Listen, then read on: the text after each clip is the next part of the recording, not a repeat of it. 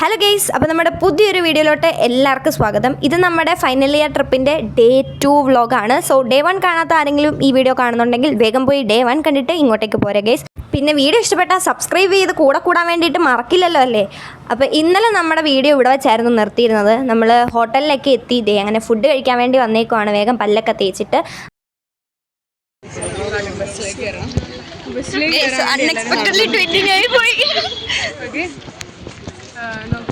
എൻ്റെ ഇതേ dress black colour ഇട്ടുകൊണ്ട് വന്നേക്കുക. ഒരു വാക്ക് എന്നോട് പറയായിരുന്നു, ഞാനെങ്കിലും മാറ്റിയിട്ടേന്ന്.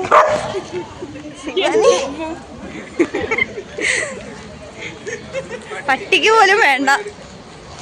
അങ്ങനെ നല്ല ലാവിഷായിട്ടുള്ള ബ്രേക്ക്ഫാസ്റ്റും കഴിച്ചിട്ട് നമ്മുടെ ഫസ്റ്റ് സ്പോട്ടിലേക്ക് നമ്മൾ പോയിക്കൊണ്ടിരിക്കുകയാണ്. അഗോഡ ഫോർട്ടിലേക്കാണ് നമ്മൾ ഫസ്റ്റ് പോകുന്നത്. ചില സ്ഥലത്തിൻ്റെയൊക്കെ പേര് ഞാൻ പറയാൻ വേണ്ടിയുള്ള ചാൻസ് കുറവാണ്. ഞാൻ പറഞ്ഞ പോലെ കുറച്ചധികം നാൾ കഴിഞ്ഞിട്ട് ഇത് എഡിറ്റ് ചെയ്യുന്നതുകൊണ്ട് എനിക്ക് ആ ഓർഡറും കാര്യങ്ങളൊക്കെ ഞാൻ മറന്നു പോയിട്ടുണ്ട്. അപ്പോൾ അറിയാവുന്നതിൻ്റെ സ്ഥലമൊക്കെ ഞാൻ പറഞ്ഞുതരാം കേട്ടോ. അങ്ങനെ ഞങ്ങൾ വീണ്ടും ബസ്സിൽ കയറിയിട്ട് യാത്ര തുടങ്ങി. ഇവിടുന്ന് കുറച്ച് ദൂരമേ ഉള്ളൂ. നമ്മൾ ഉച്ചയ്ക്ക് ഫുഡ് കഴിക്കാൻ വേണ്ടിയിട്ട് തിരിച്ച് ഹോട്ടലിൽ വന്ന് കുറച്ച് നേരം റെസ്റ്റൊക്കെ ചെയ്ത് പിന്നെ പൂളിലൊക്കെ ഇറങ്ങി വൈകുന്നേരം ആകുമ്പോൾ വീണ്ടും അടുത്ത സ്പോട്ടിലേക്ക് പോകാൻ വേണ്ടിയിട്ടാണ് പ്ലാൻ ചെയ്തേക്കുന്നത്.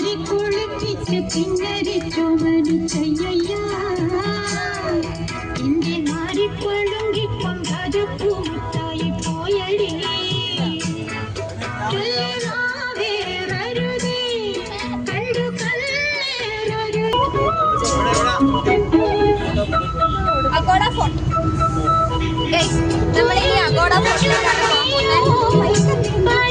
ഇതാണ് ഗെയ്സ് എൻ്റെ കൂടെയുള്ള കുറച്ച് പൂക്കി ചെക്കന്മാർ. പിന്നെ എൻ്റെ ഈ ഒരു ഔട്ട്ഫിറ്റ് പാട്ടുമായിട്ട് നല്ല രീതിക്ക് മാച്ച് ആവുന്നില്ലേ? ഇല്ലേ നിങ്ങൾ കമൻറ്റ് ചെയ്യട്ടോ തോന്നിയിട്ടുണ്ടെങ്കിൽ.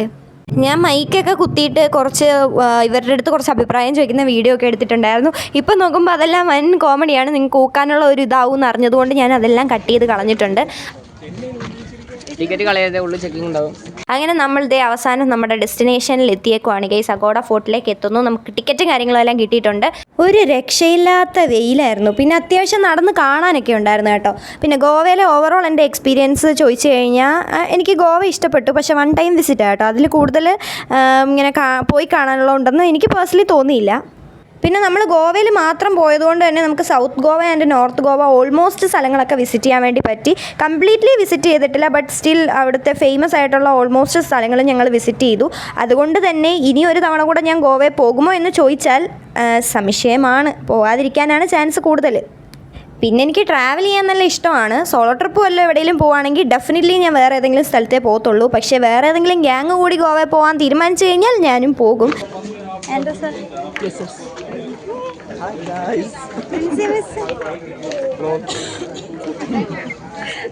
ഇതായിരുന്നു പിന്നെ ഞങ്ങളുടെ കൂടെ വന്ന ഞങ്ങളുടെ സ്വന്തം ടീച്ചേഴ്സ്. മിസ്സാണ് ഞങ്ങളുടെ ക്ലാസ് ടീച്ചർ.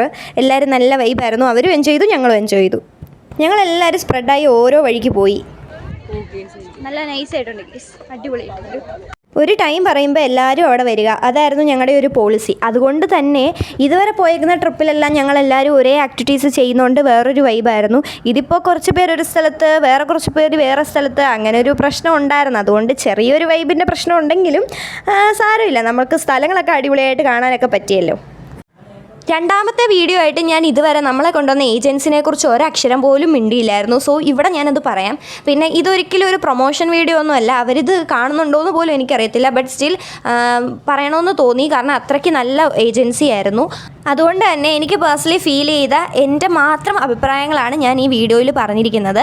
മെൻറ്റർ ഹോളിഡേയ്സ് എന്ന് പറയുന്ന ഏജൻസി വഴിയായിരുന്നു ഞങ്ങൾ പോയത്. അവരുടെ സർവീസസ് പറയാതിരിക്കാൻ പറ്റത്തില്ല. എനിക്ക് പേഴ്സണലി ഭയങ്കര ഇഷ്ടപ്പെട്ടായിരുന്നു. ഞാൻ നേരത്തെ പറഞ്ഞ പോലെ തന്നെ ട്രിപ്പ് തുടങ്ങുന്ന സമയത്ത് എനിക്ക് ഭയങ്കര ടെൻഷനായിരുന്നു. ഞാൻ ഇതുവരെ ഇങ്ങനെ കോർഡിനേറ്റ് ചെയ്തിട്ടില്ലാത്തതുകൊണ്ട് എന്താവും, എങ്ങനെയായിരിക്കും എന്നൊക്കെ. പക്ഷേ നല്ല രീതിയിൽ അവർ നമ്മളെ എല്ലാ കാര്യത്തിലും ഹെൽപ്പ് ചെയ്തു. നമ്മുടെ കൂട്ടത്തിൽ പിന്നെ 3 ഗൈഡ് ഉണ്ടായിരുന്നു. ചേട്ടന്മാരൊക്കെ പിന്നെ ഒരേ പൊളിയാണ്. വൈബ് നല്ല രീതിക്ക് മാച്ച് ആയി പോകുന്നുണ്ടായിരുന്നു. വലിയ ഏജ് ഡിഫറൻസും കാര്യങ്ങളും ഒന്നും ഇല്ലാത്തതുകൊണ്ട് ഏകദേശം സെയിം വൈബൊക്കെ ആയിരുന്നു. ഇൻ കേസ് നമ്മളൊന്ന് ഡൗൺ ആയാൽ പോലും അവർ ബാക്കി കാര്യങ്ങളൊക്കെ നോക്കി ട്രിപ്പ് സെറ്റാക്കി തന്നോളും. ട്രിപ്പ് കഴിയാറായപ്പോഴത്തേക്കും അവരും നമ്മളും തമ്മിൽ ഒരു നല്ല അണ്ടർസ്റ്റാൻഡിങ്ങും കണക്ഷൻസും ഒക്കെ വന്നിട്ടുണ്ടായിരുന്നു. അങ്ങനെ ഓവറോൾ നൈസ് സർവീസ് ആയിരുന്നു ഗൈസ്. എനിക്ക് പേഴ്സണലി ഭയങ്കര ഇഷ്ടപ്പെട്ടു. നിങ്ങൾക്ക് ആർക്കെങ്കിലും അവരെ കോൺടാക്ട് ചെയ്യാൻ ആഗ്രഹമുണ്ടെങ്കിൽ ഞാൻ നമ്പറും കാര്യങ്ങളൊന്നും ഇവിടെ കൊടുക്കുന്നില്ല. നിങ്ങൾക്ക് ഇൻസ്റ്റാഗ്രാമിൽ മെൻറ്റർ ഹോളിഡേയ്സ് എന്ന് സെർച്ച് ചെയ്ത് നോക്കിക്കഴിഞ്ഞാൽ അവരുടെ അക്കൗണ്ടും കാര്യങ്ങളും ഒക്കെ കിട്ടും. ഫർദർ ഡീറ്റെയിൽസും കാര്യങ്ങളൊക്കെ നിങ്ങൾക്ക് അവരുടെ അടുത്ത് ചോദിച്ച് മനസ്സിലാക്കാവുന്നതാണ്.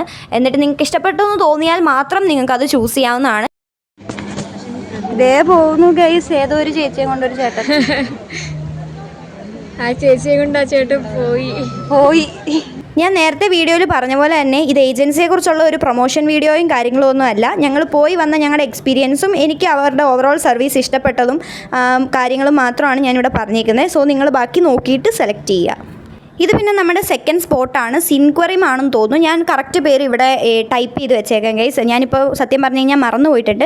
ഞാൻ അത് നോക്കിയിട്ട് കറക്റ്റായിട്ട് വെച്ചേക്കാം. പിന്നെ നമുക്ക് സെക്കൻഡ് ഡേ വാട്ടർ ആക്ടിവിറ്റീസ് പറഞ്ഞിട്ടുണ്ടായിരുന്നു. പക്ഷേ അത് കുറച്ച് സാഹചര്യം മൂലം ക്യാൻസൽ ചെയ്യേണ്ടി വന്നു. അതുകൊണ്ട് നമുക്ക് മൊത്തം സൈറ്റ് സീയിങ് ആണ്.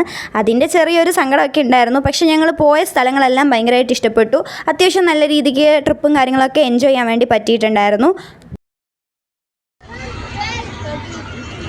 18, 19.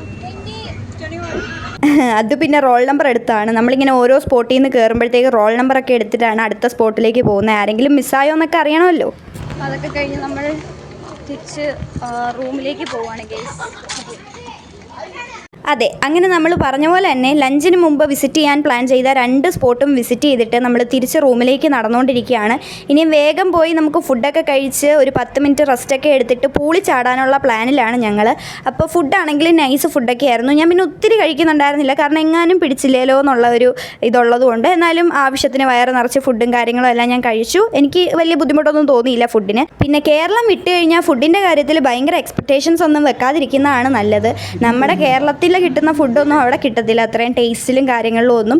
അപ്പോൾ ജസ്റ്റ് നമ്മൾ കൂടുതൽ എക്സ്പെക്റ്റ് ചെയ്യാതെ പോയി കഴിച്ചു കഴിഞ്ഞാൽ നമുക്ക് ഇഷ്ടപ്പെടും, അത്രേ ഉള്ളൂ. അങ്ങനെ ഫുഡൊക്കെ കഴിച്ച് വന്നിട്ട് കുറച്ച് നേരം ഊഞ്ഞാലാടുകയും പിന്നെ 2-3 ഫോട്ടോയും ഒക്കെ എടുത്തു. ഇനിയിപ്പോൾ നമുക്ക് കുറച്ച് നേരം ഇങ്ങനെ വർത്താനമൊക്കെ പറഞ്ഞിരുന്നിട്ട് പൂളിൽ ചാടാം. വേഗം പോയി ഇനിയും ഡ്രസ്സൊക്കെ മാറ്റി വരണം.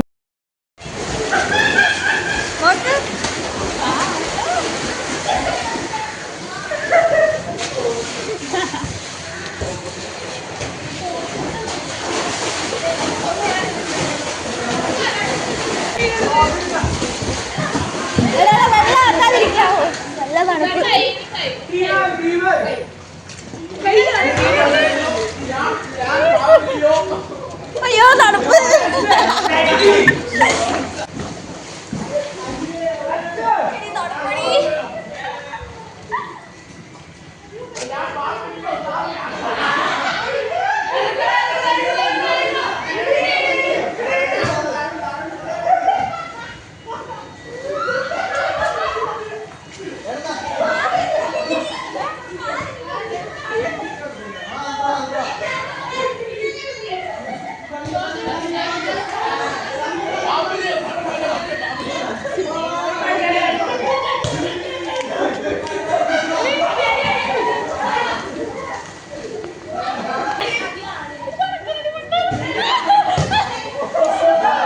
വിചാരിച്ച പോലെയല്ല ഗെയ്സ്, വെള്ളത്തിന് നല്ല തണുപ്പുണ്ടായിരുന്നു. നല്ല തണുപ്പെന്ന് പറഞ്ഞാൽ നല്ല തണുപ്പ്.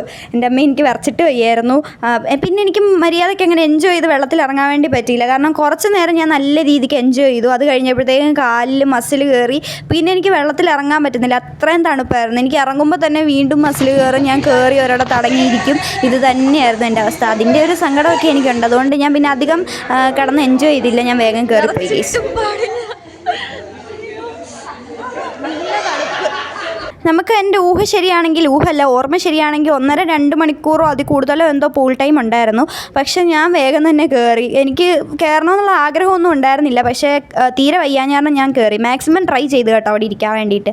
എനിക്ക് തന്നെ മനസ്സിലായി ഇനി ശരിയാവില്ല എന്ന്.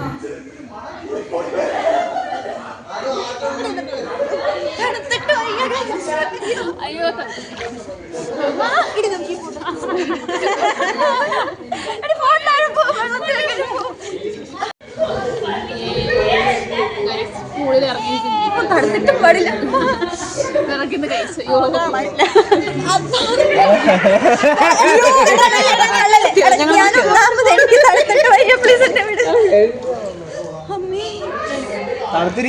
നല്ല തണുപ്പുണ്ട്. ഇതൊക്കെ എന്ത് തണുപ്പ് ഗൈസ്. മേത്ത് വെള്ളമാക്കല്ലേടാ, ഒന്നാമത് എനിക്ക് വയ്യ.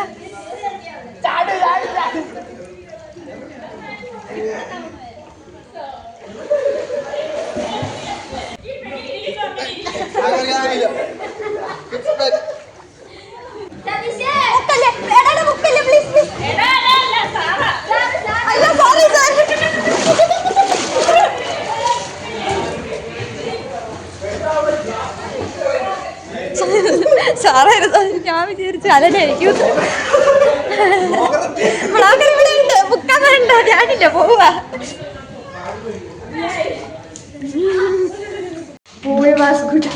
പണ്ടിൽ വിതയ്ക്കുന്നത്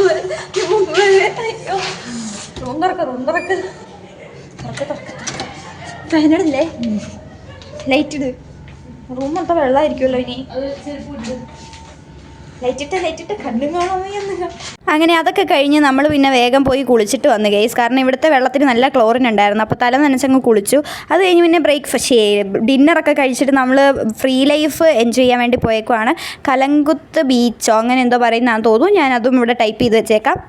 അത്യാവശ്യം റേറ്റ് ഉണ്ട് ഗോവയിൽ. എന്ത് സാധനത്തിനാണേലും അത്യാവശ്യം റേറ്റ് ഉണ്ട്. പിന്നെ നമുക്ക് അത്രയും റേറ്റ് കുറച്ച് കിട്ടണമെങ്കിൽ നല്ല രീതിക്ക് ബാർഗെയിൻ ചെയ്യാൻ അറിയണം. ഞങ്ങൾ മൊത്തം പെൺകുട്ടികളായിട്ടായിരുന്നു പോയിരുന്നത്. ഞങ്ങൾ 4 പേരായിട്ടായിരുന്നു പോയിരുന്നത്. അതുകൊണ്ട് തന്നെ ഞങ്ങൾ ബാർഗെയിൻ ചെയ്യാൻ അങ്ങോട്ട് നോക്കിയിട്ട് ഏറ്റില്ല. പിന്നെ അവർ പറഞ്ഞ കാശ് കൊടുത്തിട്ട് ഞാനൊരു ടോപ്പല്ല ഒരു പാവാട എടുത്തുകൊണ്ട് ഞാനിങ്ങനെ പോന്നു. കാരണം എനിക്കത് ഭയങ്കര ഇഷ്ടപ്പെട്ടായിരുന്നു. അപ്പോൾ ഞാൻ ആ പാവാട അവർ പറഞ്ഞ റേറ്റിന് ഞാൻ എടുത്തുകൊണ്ട് പോന്നു. അതേസമയം ഞങ്ങളുടെ ക്ലാസ്സിൽ തന്നെ പഠിക്കുന്ന കുറേ ആൾക്കാർ ഇപ്പം നല്ല രീതിക്ക് റേറ്റ് കുറച്ച് ആൾക്കാരുണ്ട്. 1000 പറഞ്ഞത് 300-നും 400-നും 500-നും അങ്ങനെ അത്രയൊക്കെ റേറ്റ് കുറച്ച് വാങ്ങിയ ആൾക്കാരും ഉണ്ട്. പക്ഷേ കഴിവ് വേണം ഗൈസ്. എനിക്കതില്ലായിരുന്നു. ഇറങ്ങിയപ്പോൾ ഞങ്ങൾ കുറച്ച് പേരും കൂടി ഉണ്ടായിരുന്നു. അത് കഴിഞ്ഞ് പിന്നെ എവിടെയോ സ്പ്ലിറ്റായി പോയി. പിന്നെ വഴിയിൽ വെച്ച് ഓരോരുത്തരെ കാണും. എനിക്ക് പിന്നെ ബീച്ചിൽ പോകണമെന്ന് ഭയങ്കര ആഗ്രഹമായിരുന്നു. അവിടെ ഫ്രീ ലൈഫ് കിട്ടിയിട്ട് എനിക്ക് ബീച്ചിൽ പോകണമെന്ന് മാത്രമേ ഉണ്ടായിരുന്നുള്ളൂ. കാരണം എനിക്ക് അവിടുത്തെ കടകളിലൊക്കെ കയറിയപ്പോൾ ഏകദേശം ഒരു കാര്യങ്ങളൊക്കെ പിടികിട്ടി. ഇനിയിപ്പോൾ അവിടെ നിന്നിട്ട് കാര്യമില്ല എന്ന് മനസ്സിലായപ്പോൾ എനിക്ക് ബീച്ചിൽ പോകാനായിരുന്നു ആഗ്രഹം. പിന്നെ സാറുമായിട്ട് വഴക്കിട്ട് സാറിനെയും കൊണ്ട് ബീച്ചിലേക്ക് വന്നു. നമ്മളിവിടെ ഒക്കെ ചെന്നായിരുന്നു. ഇച്ചിരി റൈറ്റ് പിടിക്കുവാണെങ്കിൽ ഇച്ചിരി രക്ഷപ്പെടാം. നമ്മള് വേറെ അല്ലേടാ, നമ്മള് റോഡുള്ളല്ലേ പോരെ. നമ്മള് വീഡിയോ എടുക്കാൻ വേണ്ടി അതെ കടല് കണ്ടു.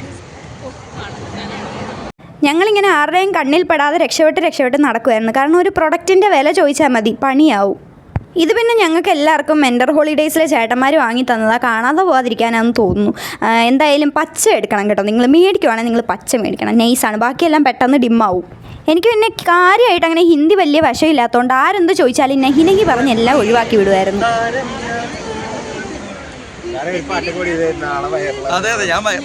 പറഞ്ഞിരുന്ന ഞാൻ മൈക്കും കൂടെ എടുത്തേനെ. ഞാൻ വോയിസ്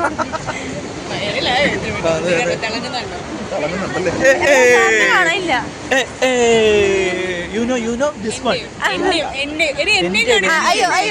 എല്ലാവരുടെയും കയ്യിലുണ്ട് ഗൈസ്. ആൻഡോ സാറിനെക്കാട്ടിലും കളർ എൻ്റെ കണ്ട എടുത്തോണ്ട് പോയില്ലേ.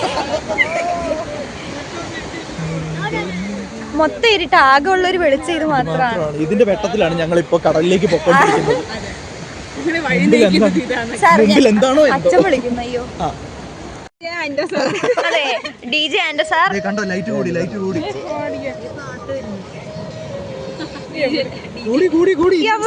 കണ്ടോ, ഭയങ്കരമായിട്ട് ഇന്റൻസിറ്റി കൂടി. ആ കൈയല്ല ഇപ്പുറത്തെ കയ്യാ. ഹലോ രാഖി ബന്ധനം ഇതെന്തോന്ന്? എന്റെ കയ്യിൽ നിന്ന് തന്നെയല്ലേ അഴിച്ചെടുത്തേ.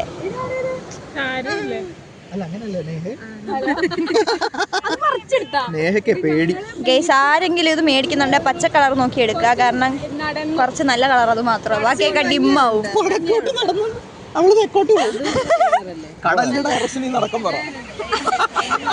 ട്രിപ്പിന് വന്നിട്ട് ആൻഡോ സാർ പിന്നെ ഒരേ പൊളി. അല്ലെങ്കിൽ സാർ വൈബാണ്, പക്ഷേ ട്രിപ്പിന് വന്നപ്പോൾ കുറച്ചും കൂടെ വൈബായിരുന്നു. അതുകൊണ്ട് തന്നെ ഞങ്ങളും അത്യാവശ്യം നല്ല രീതിക്ക് എൻജോയ് ചെയ്തു. നമുക്ക് എന്ത് കാര്യം ഫ്രണ്ട്സിൻ്റെ അടുത്ത് പറയുന്ന പോലെ തന്നെ തുറന്നു പറയാൻ പറ്റുന്ന ടീച്ചേഴ്സിനെ കിട്ടുക എന്ന് പറയുന്നതേ ഒരു വലിയ ഭാഗ്യമാണ്. അങ്ങനെ ഒരു സാറാണ് ഈ സാറ്.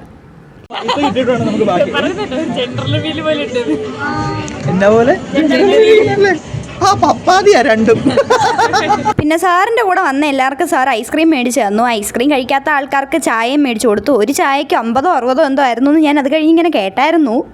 ബീച്ചിൽ ഇറങ്ങണമെന്നും പറഞ്ഞ് ബഹളം ഉണ്ടാക്കി ഇവരെല്ലാവരും അവിടെ കൊണ്ടുപോയിട്ട് കാല് പോലും നനയ്ക്കാൻ പറ്റിയില്ല. കാരണം ബീച്ച് ക്ലോസ് ആയിട്ടുണ്ടായിരുന്നു. അപ്പോൾ ഐസ്ക്രീമൊക്കെ കഴിച്ച് നമ്മൾ തിരിച്ചു പോവുകയാണ്. അത് അടുത്ത വീഡിയോയിൽ കാണും. ബൈ.